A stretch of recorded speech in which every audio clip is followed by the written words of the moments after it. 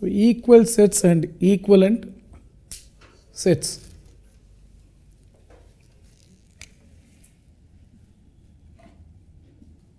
A is equal to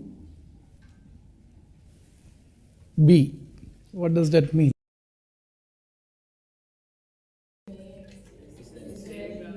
Every element in A is there in B. And no other element is there in B that's not there in A.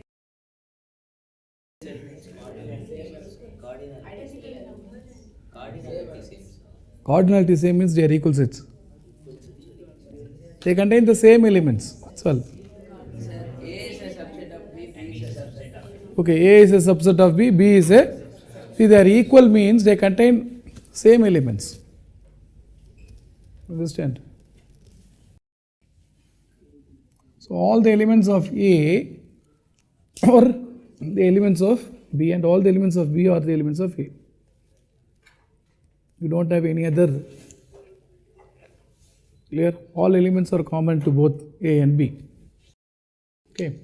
Equivalent set means where cardinalities are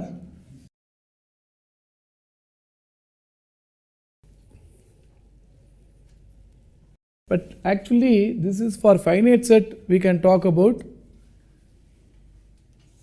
equivalent sets. But for infinite sets also there can be equivalent sets. Are you able to understand? So whenever we talk about cardinality, that cardinality fellow will work mainly for finite set. You understand? Example, I will tell you, because then you may have a doubt. Okay, if I say A is the set of first 10 natural numbers. A is set of first 10 natural numbers. B is set of natural numbers less than 11. I mean A and B are equal. And so there is no problem. But let me give an example for equivalent set. It's infinite. Suppose I have A is a set like you have something like Y. Okay, so 1 less than or equal to Y.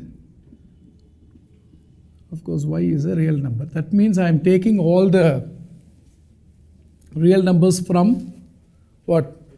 1 to 2.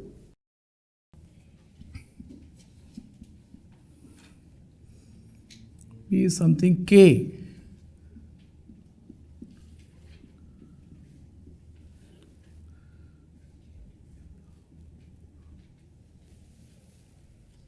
Both are infinite sets. Or I can have something like C also, right? And I can represent, actually C can be a ditto of A, except my representation may be different.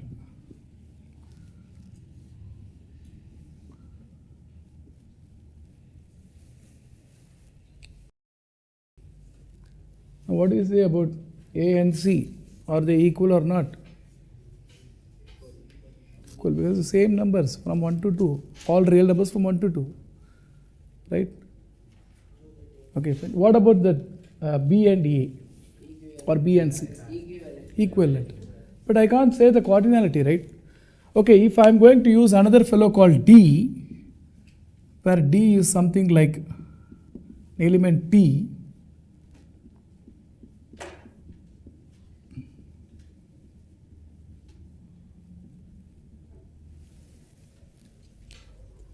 all real numbers from 1 to 100.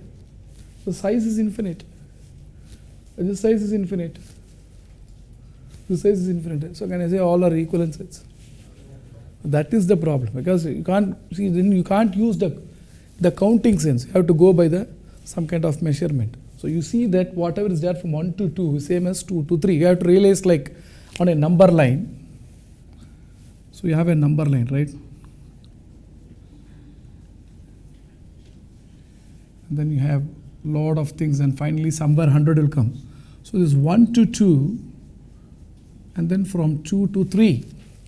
By measure they are same. That means you are not going to go by the counting size. You are going to go by the measurement. So that's very important. Usually it's not like that. Therefore, whatever you use for cardinality is mainly you talk for finite sets.